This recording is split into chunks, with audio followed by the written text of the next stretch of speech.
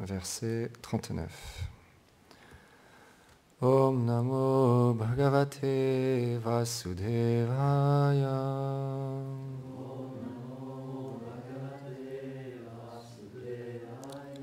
Om Namo Bhagavate Vasudevaya.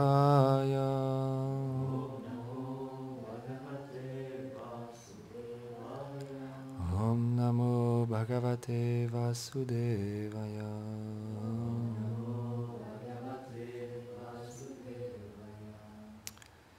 Etad Ishinam Ishashyam Prakritistopi Tad Gunem. C'est quoi l'air? Nayujate Sadatmaste Yata Buddhi Tadashraya. Etad Ishanam Ishasya Prakritisto Pitad Gune Nayujate Sadatmaste Yata Buddhistadashraya. Traduction. Le pouvoir du Seigneur est tel que bien qu'il soit situé au sein de l'énergie matérielle, il n'est pas affecté par ses influences. Il en est de même pour le dévot qui a fixé son intelligence sur ce Seigneur qui est libre des influences de l'énergie matérielle. Commentaire. Srila Vishwanath Chakravarti Thakur dit : nous comprenons que les divertissements du Seigneur avec ses compagnes ne sont pas matériels, parce qu'elles appartiennent à son énergie spirituelle. Mais le Seigneur apparaît dans la famille des Yadus, qui est située dans le monde matériel. Et on apprend également qu'il est entré en contact avec la matière à travers le fait de tuer des démons comme Jarasandha. Pour cela, on ne peut nier qu'il s'est associé avec les influences de l'énergie matérielle. Ce verset répond à cela.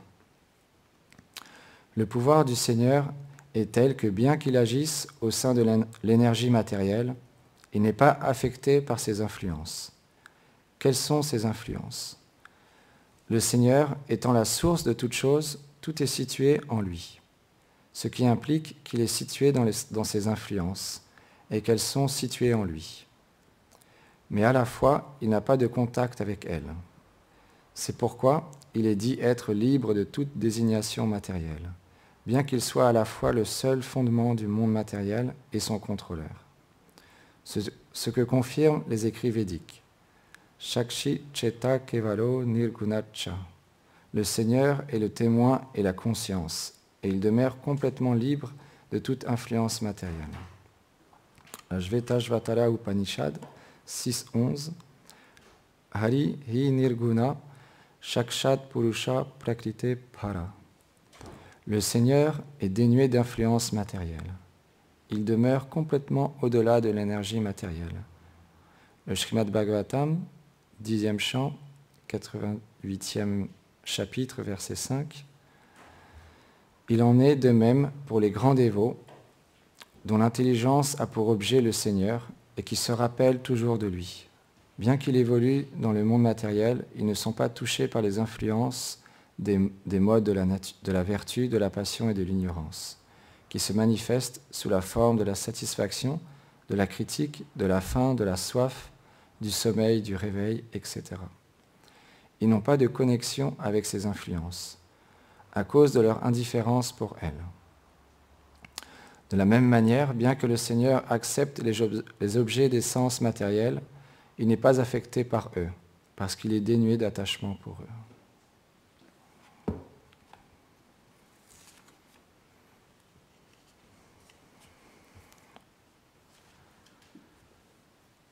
Om Agyanati Mirandasya Gyanam Janam Sharakaya Shakshu Mritam Yena Tasmai Shri Gurave Namaha. Namam Vishnu Padaya Krishna Preshtaya Bhutare Shrimati Bhaktivedanta Swami Niti Namine. Namaste Sarasvati Deve Gauravani Pracharine Nirvishesha Shunyavadi Pashyatya Deshatarine. Jai Shri Krishna Chaitanya Prabhu Nityananda Shri Advaita Gadadhar Shivasadi Gaur Bhaktavrinda.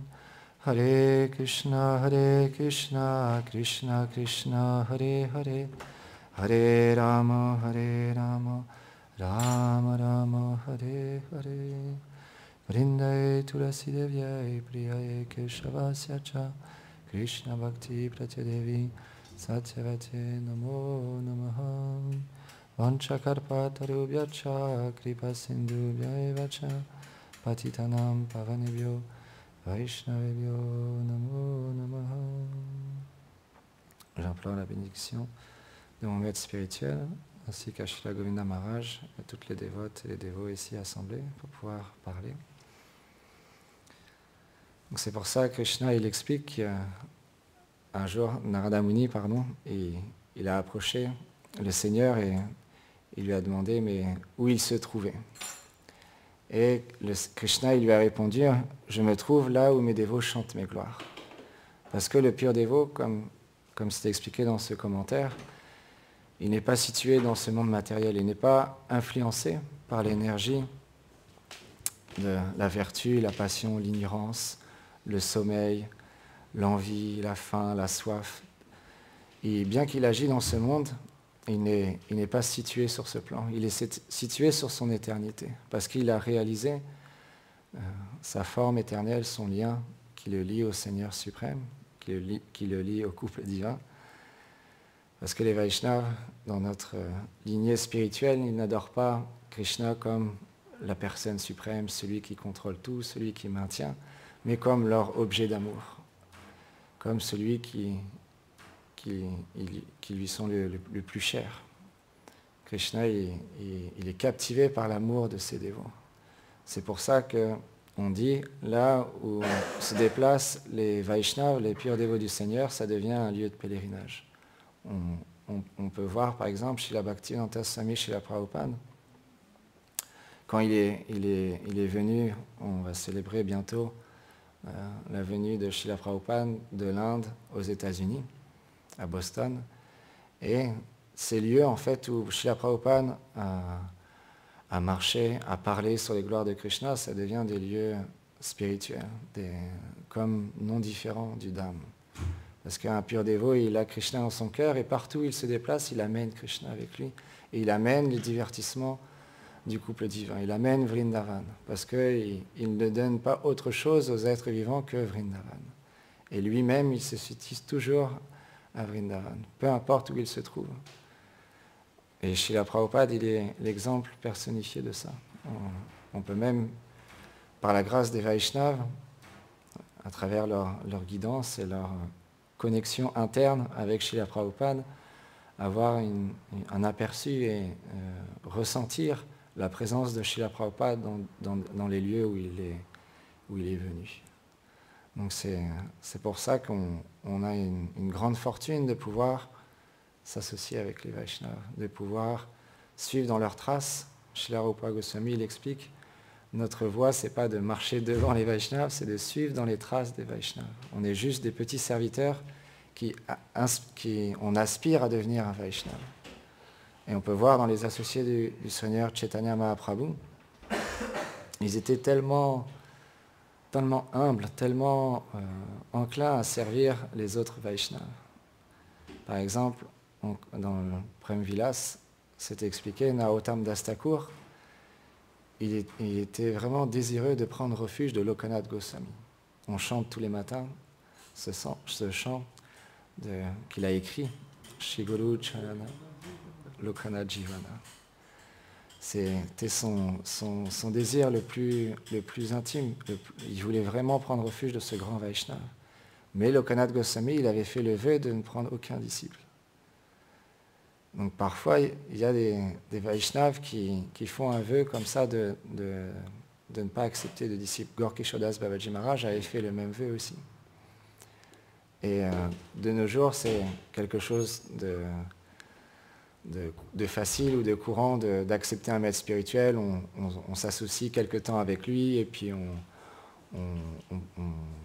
on écoute les gloires du Seigneur de sa bouche, on reçoit des enseignements et après quelque temps, on reçoit l'initiation spirituelle.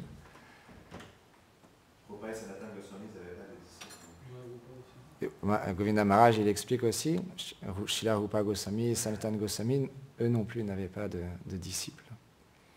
Et donc, Lokanath Goswami, il ne voulait pas accepter de disciples. Mais Narottam Das Thakur, il avait un désir tellement intense de prendre refuge de Lokanath Goswami qu'il a servi secrètement son maître spirituel. Parce que dans ce temps-là, en Inde, les Vaishnavas, les sadhus, ils vivaient d'une manière très, pas tous, mais certains Vaishnavas vivaient d'une manière très simple, très retirée, avec simplement une petite hutte. Et ils chantaient, ils s'absorbaient, ils écrivaient des livres spirituels. Et ils partageaient les gloires du Seigneur quand les gens venaient les rencontrer. Mais ils vivaient d'une manière très simple. Et donc, Lokanath Goswami, il allait faire ses ablutions un peu plus loin dans la forêt. Et le lendemain, quand il revenait au même endroit, l'endroit était complètement propre. Et même Narottam Das Thakur, il prenait tellement il avait tellement de dévotion, tellement d'amour, il rendrait le lieu encore plus propre même qu'il était. Et jour après jour, le lieu, à chaque fois, il était toujours propre. Et au bout d'un certain temps, c'est même expliqué, au bout d'1 an, il a fait ce service pendant 1 an. Et un service très simple, même pour un matérialiste, on demande à un matérialiste, quelqu'un qui n'a pas de dévotion, qui n'a pas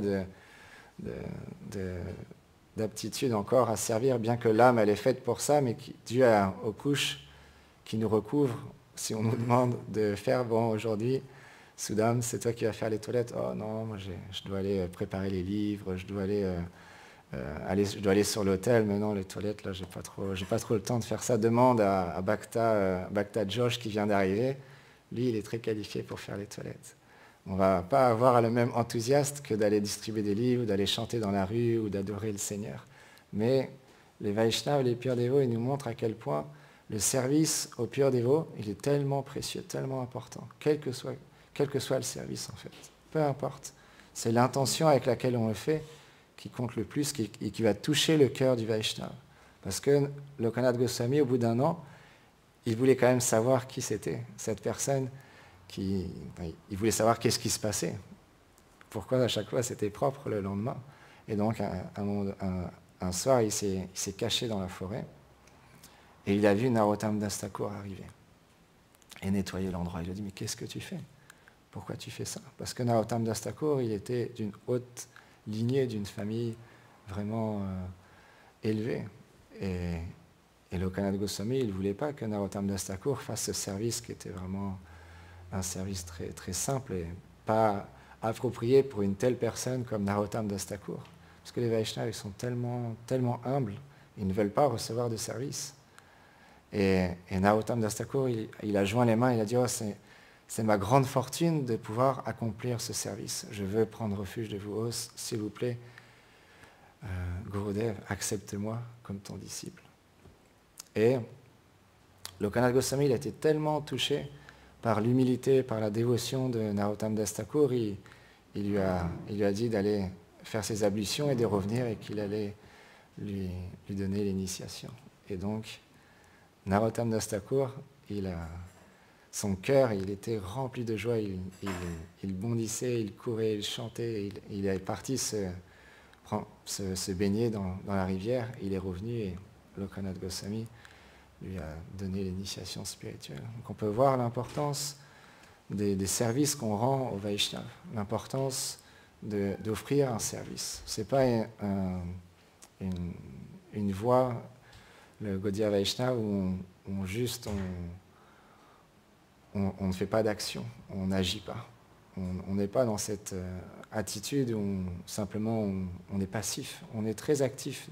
On peut faire n'importe quoi, on peut être engagé dans notre travail, à être voilà, un responsable d'une entreprise ou juste un employé dans un hôpital, ou peu importe, quel que soit le travail que l'on fait, si on le fait avec dévotion et avec amour, alors on obtiendra la miséricorde du maître spirituel. Et il y a tellement d'exemples de grands Vaishnavas aussi qui ont été, eux, dans cette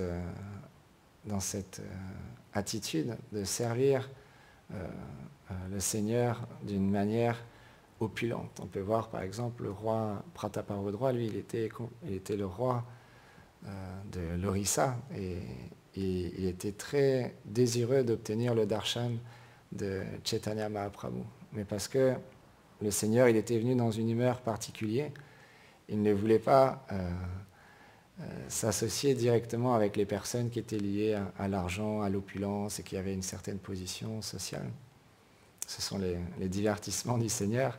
Mais le roi Prataparudra, lui, il est comme c'est un pur dévot, il a approché les associés de Chaitanya Mahaprabhu. C'est la manière dont on fait pour pouvoir obtenir la miséricorde du Seigneur et de ses purs dévots. On approche les autres Vaishnavas. Et par leur miséricorde, il a pu un jour obtenir le darshan direct de Chaitanya Mahaprabhu. Et quand c'est arrivé ce moment-là, il était complètement en extase. Il bondissait, il dansait, il tournait, il dansait, il dansait. Comme Gurudev il expliqué ces derniers jours, la danse, c'est quelque chose qui est tellement important. On peut voir dans les divertissements de Chaitanya Mahaprabhu, quand ils accomplissaient le Ratha Yatra, où le Seigneur Jagannath, Baladev et Subhadra, ils étaient amenés sur des grands chariots. Et en Inde, c'est un festival qui est très très important. Il y a des millions de personnes qui viennent pour tirer le char de Jagannath, Baladev et Subhadra. Excusez-moi.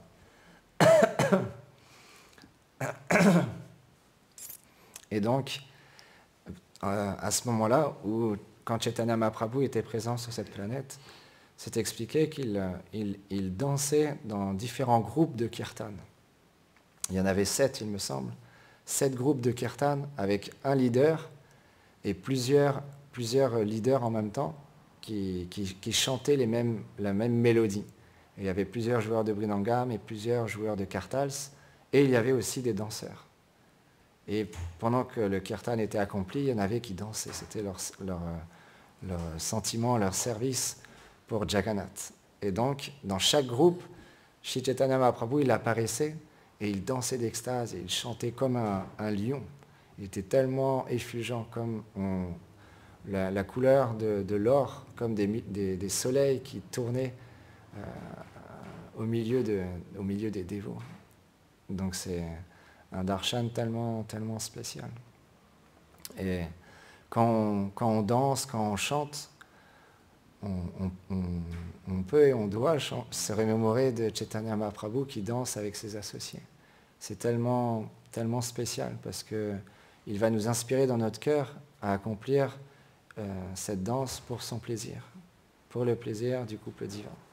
Parce que quand on suit dans les traces des Vaishnavas et de Nitai Gauranga, quand on implore leur miséricorde, alors l'inspiration va venir dans notre cœur. Et ici aussi dans le verset, on partage aussi comment Krishna, lui, il n'est pas non plus influencé par les gunas, les énergies de ce monde.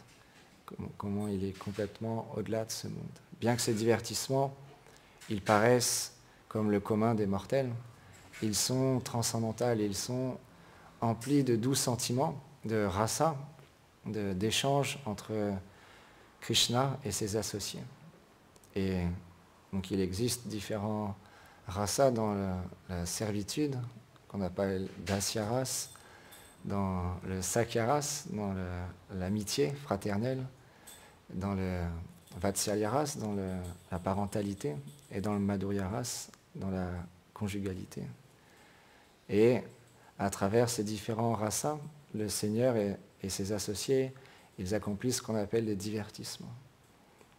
Et Krishna, il explique dans la Bhagavad Gita, pour celui qui qui accepte et qui réalise ces divertissements, alors il n'a pas de retour dans ce monde. Parce que c'est tellement rare une personne qui accepte les divertissements du Seigneur suprême dans sa forme personnelle en tant que Krishna, en tant que Govinda, Shyama Sundar et Srimati Radharani et tous leurs associés. C'est après des millions et des millions d'existences qu'on rentre en contact avec un pur dévot et qu'on entend de la bouche d'un pur dévot les gloires de Radha et Krishna, et par leur association et parce qu'on a accompli beaucoup d'activités de sukriti, d'activités pieuses, des vies passées, d'activités spirituelles.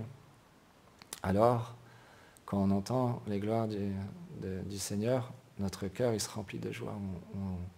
On est très éveillé, on ne s'endort pas, on est très attentif et au contraire, on goûte beaucoup de félicité, beaucoup de joie dans notre cœur parce que ça nous procure une connexion avec qui nous sommes véritablement.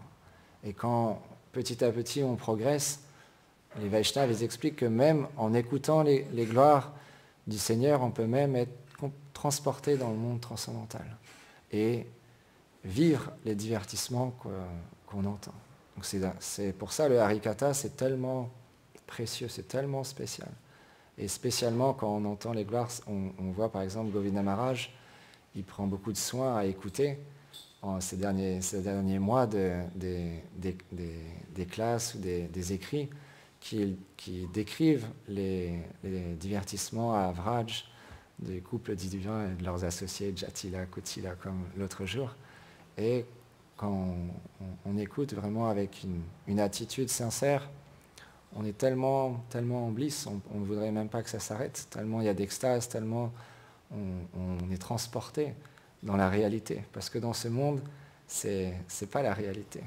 On a fait une petite vidéo pour expliquer la nature de ce monde qu'on appelle la Matrix, parce qu'il y a un film qui est sorti, ça s'appelle Matrix, et dans ce film-là, ils expliquent un petit peu justement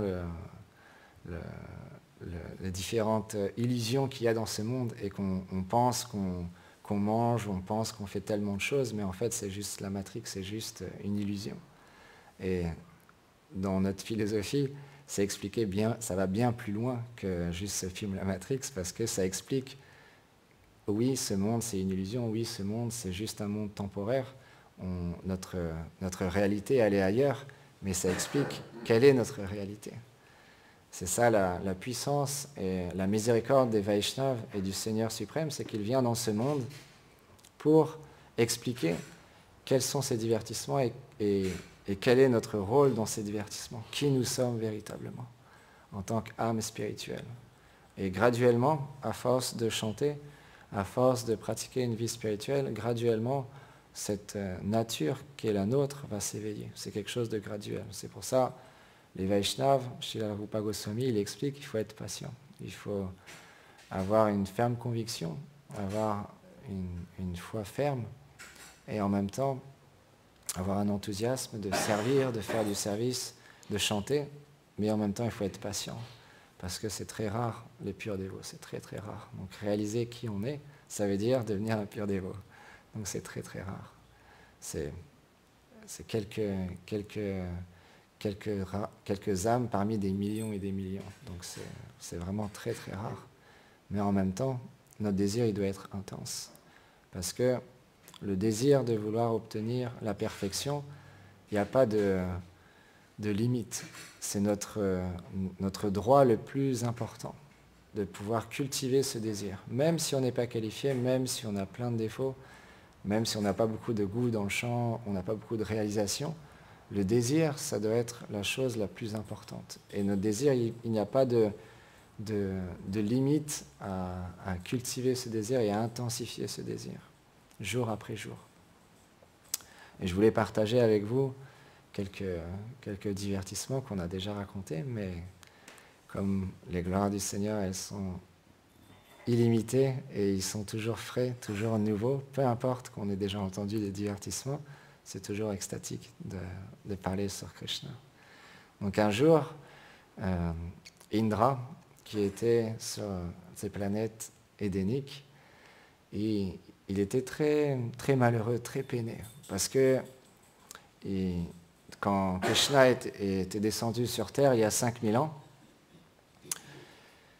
il avait parlé à son père, Nanda Maharaj, à Vraj, parce qu'il était en train d'organiser un festival très opulent, avec beaucoup de préparation et avec un grand culte. Et tout le monde était en train de préparer un grand festival pour Indra. Mais Krishna, qui était tout petit, tout jeune, il a approché son père et il lui a dit « Mais pourquoi tu fais toute cette préparation, qu'est-ce qui se passe ?» Et puis, Nanda Maharaj, il lui a dit, dans son affection paternelle, « Oh, tu n'es qu'un petit enfant, tu ne peux pas comprendre.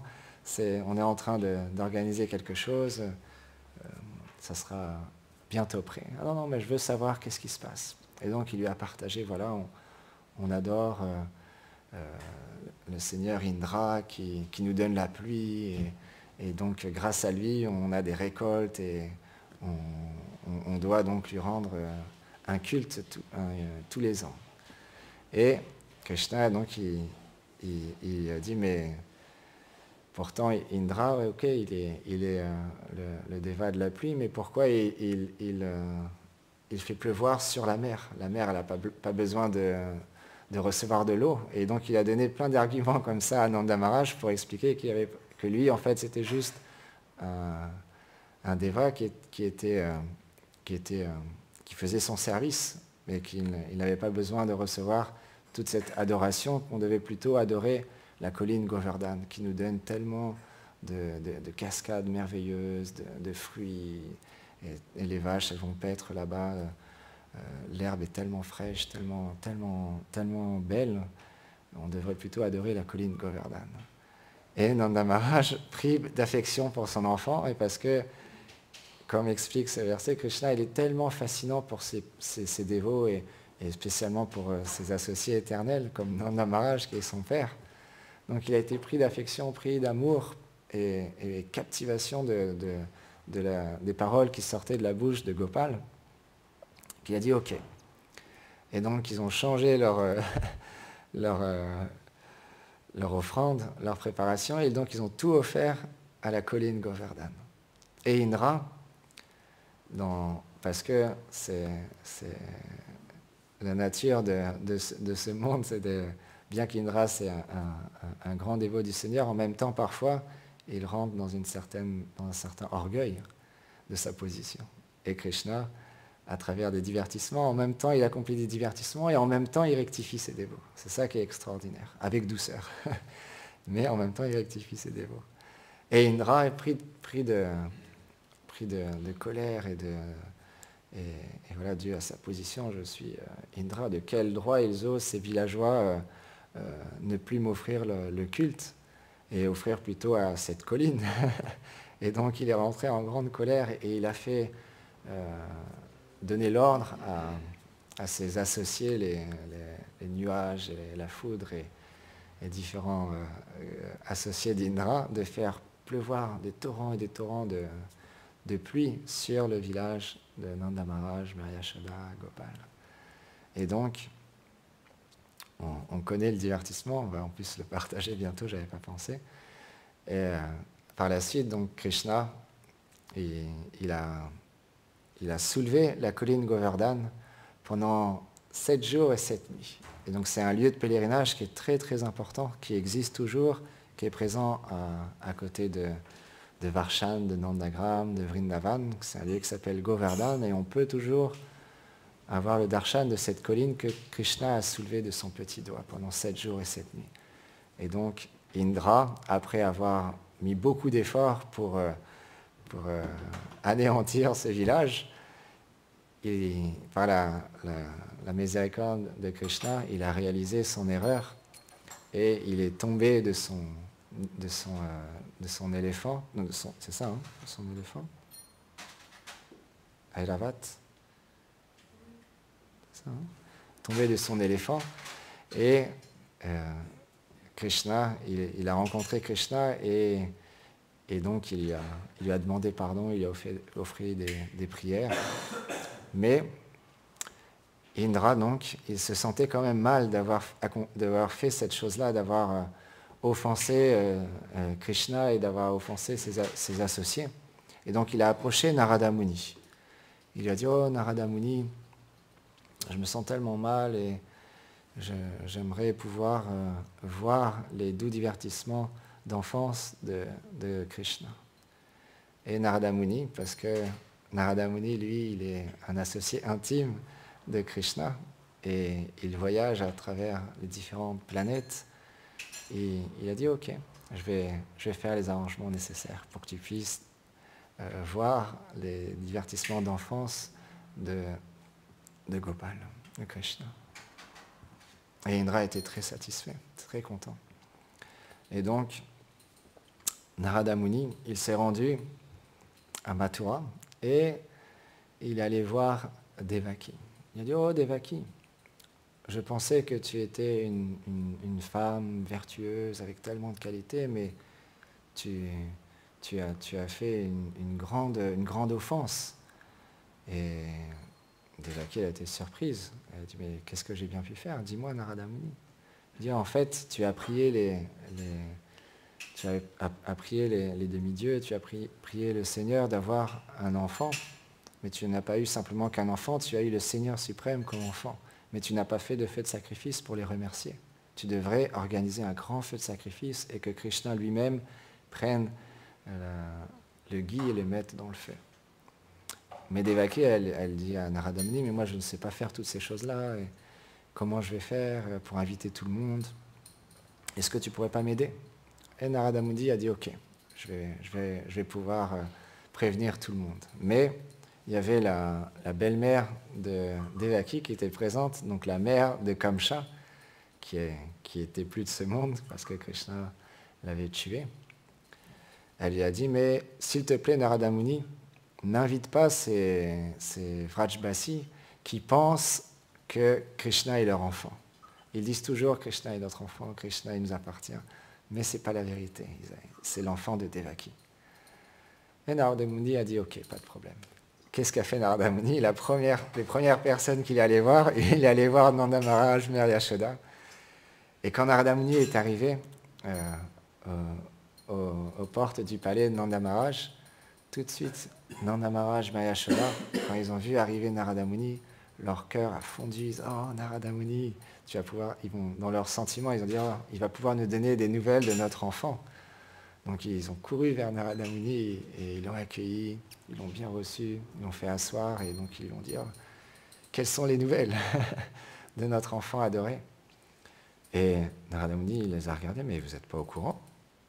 Au courant de quoi? Vous n'êtes pas au courant? Il organise un feu de sacrifice, il ne vous a pas invité, il ne vous a pas prévenu. Et là, Maya Yashoda, dans son affection maternelle, elle a été très pédée. Elle dit, oh non, il ne nous a pas prévenu. Il nous a pas prévenu. Elle était très triste. Mais Nanda Maharaj, il a dit, mais qu'est-ce que tu dis, Yashoda? C'est notre enfant. On n'a pas besoin de recevoir d'invitation. Il y a un événement qui se passe. Naturellement, on est invité. On y va, on va le voir. Et là, Nanda Maharaj, Mère Yashoda, ils ont commencé à organiser le départ pour aller à Mathura. Et la nouvelle s'est répandue dans tout Vraj. Tout le monde voulait aller voir Krishna. Les oiseaux, les poissons, ils nageaient dans la rivière pour aller jusqu'à Mathura. Les paons, les vaches, tout le monde voulait aller voir Krishna. Et donc, ils ont organisé donc, un grand pèlerinage pour aller voir Krishna à Mathura.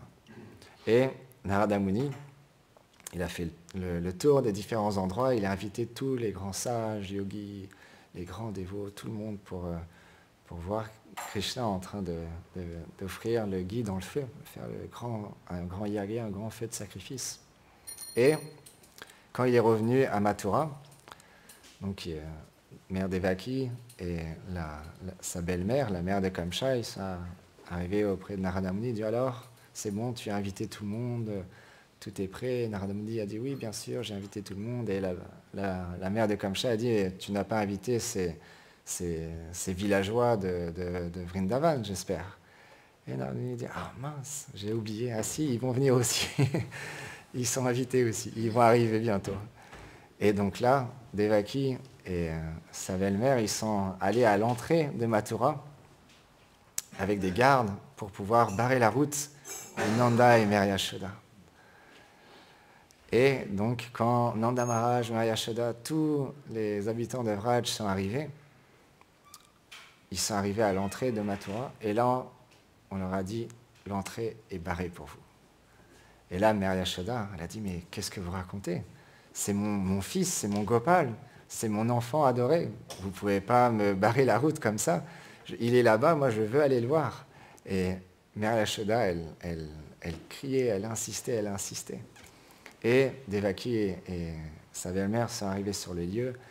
Et donc, ils ont échangé et ils ont donc appelé Narada Muni. Parce que ils ont dit, mais il y avait comme un débat, mais qui est la mère de Krishna, de Gopal? Et donc, Narada Muni qui était en grande difficulté, parce que si il déclarait que c'était Devaki, la mère de Krishna, alors Mary Yashoda rentrerait dans une grande lamentation. Et si il déclarait que c'était Mary Yashoda, la mère de Gopal, alors Devaki rentrerait en grande lamentation. Et comme Narada Muni, il est expert à réconcilier aussi les divertissements, les conflits aussi, alors il a dit, c'est simple, pour celle qu'on connaît bien, c'est quand une mère elle appelle son enfant, tout de suite il vient. Donc, vous allez appeler chacun votre tour Gopal, et on va voir comment il va répondre à votre appel. Et donc, la mère de Kamsa a dit, ok, Devaki, vas-y en premier, appelle Krishna. Et donc, Devaki, elle commençait à crier Krishna, elle appelait Krishna de toutes ses forces, Krishna, Krishna, Krishna. Mais il y avait beaucoup de bruit, c'était un feu de sacrifice, il y avait beaucoup de prières, des brahmanas qui chantaient beaucoup de prières, il y avait beaucoup de monde ensemble. Et donc, Krishna, il était toujours en train de mettre le ghee dans le feu de sacrifice. Et au bout d'un certain temps, Devaki, avec beaucoup d'humilité, elle s'est arrêtée et elle a demandé à Mary Yashoda d'appeler Krishna. Et Mary Yashoda, avec sa douce voix, très soft, très douce, mais avec beaucoup de profondeur, elle appelait Kana, Kana, c'est le nom qu'elle donne à Krishna. Kana, Kana, viens mon enfant, viens, Kana, Kana. Et là, Krishna, il était complètement perturbé. Il dit, mais qui m'appelle? Qui m'appelle? Il regardait tout le monde. Et là, il a posé son ustensile avec lequel il mettait le ghee dans le feu. Il l'a posé au sol, il a commencé à courir vers Mary Yashoda. Il courait. Et plus il s'approchait de Mary Yashoda, plus il reprenait sa forme de petit enfant. Et au même moment, Indra, il observait le divertissement. Et donc, Mary Yashoda, elle a couru vers son enfant Kana et elle l'a étreint. Et elle était tellement emplie d'extase de retrouver son enfant que des larmes ont coulé de ses yeux, du lait a jailli de ses seins. Et c'était comme la rivière Yamuna, le Gange et Sarasvati qui baignaient Krishna. Et donc, les Vaishnavas, Gaudiya Vaishnava explique qu'on adore Mary Yashoda en tant que la mère de Krishna, mais en même temps, Gurudev, il explique en même temps, Devaki, bien évidemment, elle est aussi la mère de Krishna. Et Krishna, il réciproque avec Devaki et il aime Devaki comme sa mère aussi. C'est juste, parfois, il y a des divertissements pour mettre en avant un Vaishnav, mais ce n'est pas qu'il y a de l'envie ou de la jalousie entre Devaki et Mary Yashoda. Elles sont des grandes amies. Et tous les deux ont de l'amour pour Krishna. Et tous les deux ont ce sentiment maternel envers Krishna. Et il est pur et il est parfait. Mais dans ce divertissement, Mary Yashoda a été comme mis en avant, glorifié. C'est la nature des divertissements de Krishna. Et donc, Narada Muni, pour finir, il est allé voir Indra, et donc il a dit, alors Indra, tu es satisfait? Et Indra, avec un grand sourire et beaucoup d'appréciation et de gratitude envers Narada Muni, il a dit, ah oui, je suis tellement satisfait, merci beaucoup d'avoir mis en scène, parce que c'est Narada Muni, il est expert à ça, à faire différents divertissements. Il y a tellement d'histoires avec Narada Muni. on en partagera d'autres, mais on va s'arrêter là. Jai Shishi Maya Shoda, Ki Jai Shinanda Baba, Ki Jai Go Premanande Hari Go.